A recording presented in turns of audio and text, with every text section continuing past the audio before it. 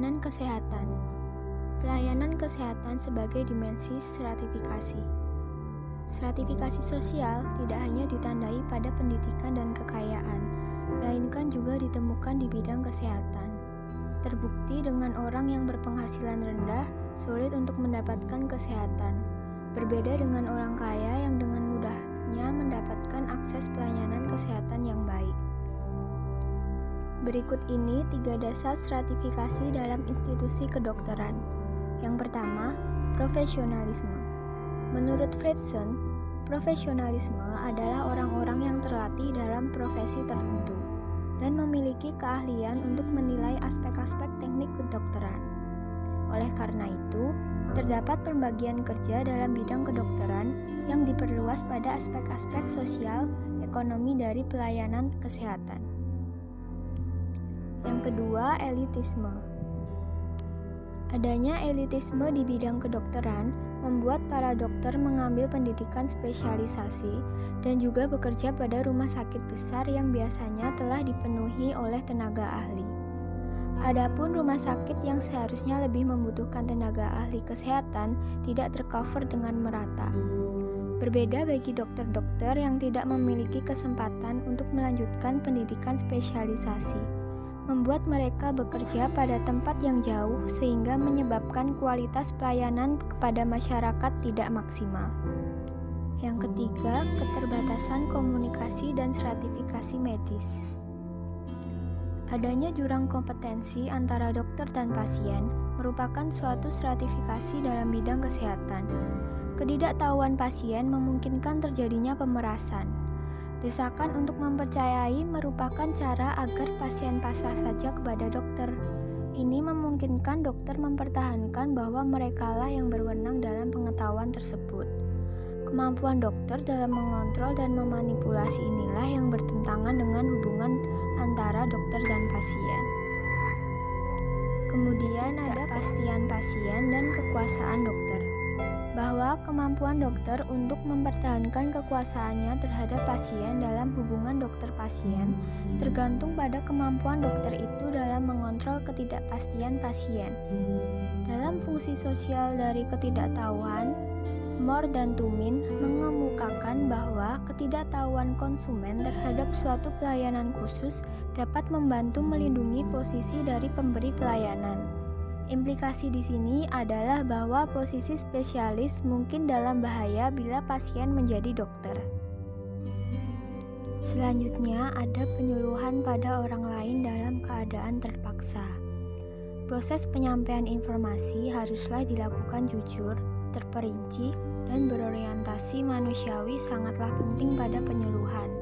Karena pasien biasanya jarang meminta informasi terperinci dari dokter, dan mereka jarang meminta dokter untuk melakukan sesuatu, serta jarang menyatakan sesuatu agar diperhatikan dokter.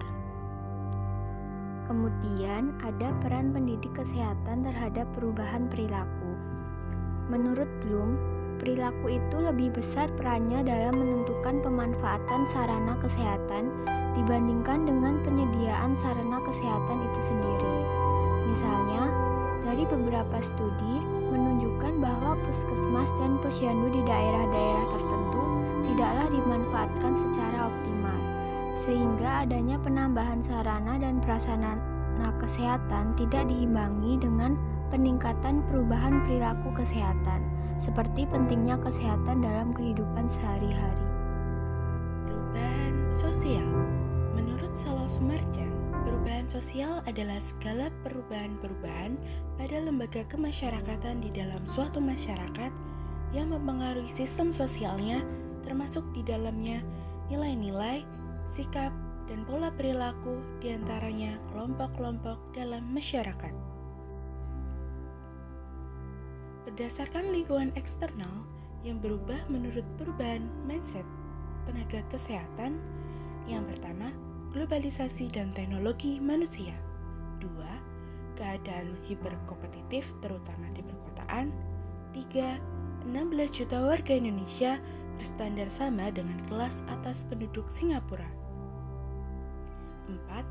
Pemain asing yang efisien, reputasi tinggi, berpengalaman, dan diperspeksi excellent. 5. Konsumen semakin cerdas dan tercerahkan. Proses-proses pada perubahan sosial dapat diketahui dari adanya ciri-ciri sebagai berikut. 1. Tidak ada masyarakat yang berhenti perkembangannya karena setiap masyarakat mengalami perubahan yang terjadi secara lambat ataupun cepat. 2. Perubahan yang terjadi pada lembaga kemasyarakatan tertentu akan diikuti dengan perubahan pada lembaga sosial lainnya.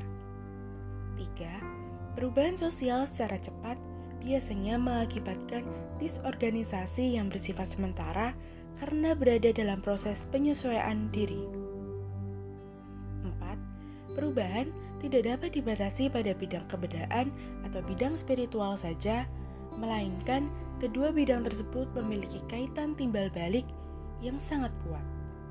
Secara tipologi, perubahan sosial dapat dikategorikan sebagai 1. Suatu proses sosial, 2. Segmentasi, 3. Perubahan struktur, dan 4. Perubahan yang dapat terjadi pada perubahan struktur kelompok. Sumber dari sebab-sebab perubahan sosial terletak di dalam dan di luar masyarakat. Sebab-sebab yang bersumber dari dalam masyarakat diantaranya bertambah atau berkurangnya penduduk, adanya penemuan baru, adanya pertentangan atau konflik, serta terjadinya pemberontakan atau revolusi. Sedangkan sebab-sebab yang berasal dari luar masyarakat antara lain berasal dari lingkungan alam fisik sekitar, peperangan, dan pengaruh kebudayaan masyarakat lain. Faktor-faktor yang mendorong jalannya perubahan. 1. Kontak dengan kebudayaan lain. 2. Sistem pendidikan formal yang maju. 3. Sikap menghargai hasil karya seseorang. 4. Toleransi. 5. Sistem lapisan terbuka masyarakat yang memungkinkan adanya gerak sosial vertikal yang luas atau memberi kesempatan kepada para individu untuk maju atas dasar kemampuannya sendiri. 6. Penduduk yang heterogen. 7. Ketidakpuasan masyarakat terhadap bidang-bidang kehidupan tertentu. 8. Berorientasi ke masa depan. 9.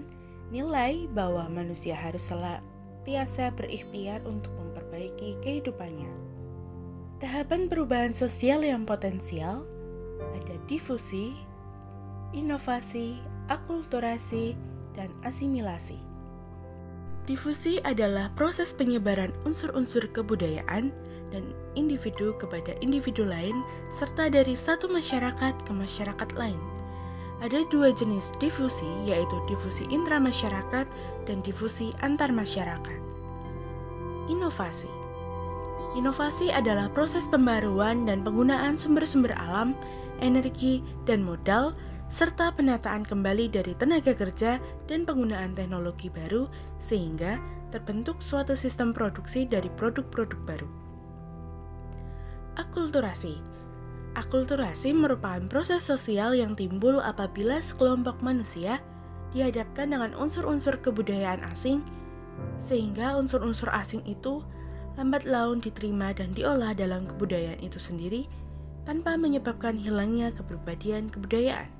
Asimilasi, suatu proses sosial yang terjadi pada berbagai golongan manusia dengan latar belakang kebudayaan yang berbeda setelah mereka bergaul secara intensif, sehingga sifat khas dari unsur-unsur kebudayaan golongan itu masing-masing berubah menjadi unsur kebudayaan campuran. Dalam pelayanan kesehatan negara asing, banyak yang sudah menggunakan teknologi baru. Namun, teknologi baru bukanlah penentu akhir suatu kualitas pelayanan kesehatan. Oleh karena itu, hal yang penting adalah sumber daya manusia kesehatan yang mampu memberikan pelayanan kesehatan yang efektif.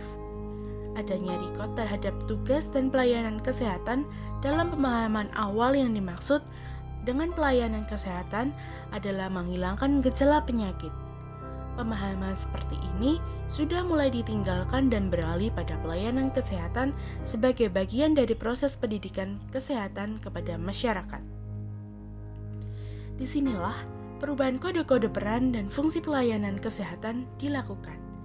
Artinya, Seseorang tenaga kesehatan dituntut untuk memberikan pelayanan yang menyeluruh mulai dari gejala, penyebab, sampai efek penyakit itu sendiri. Sehingga seorang pasien dapat benar-benar memiliki mutu hidup yang berkualitas.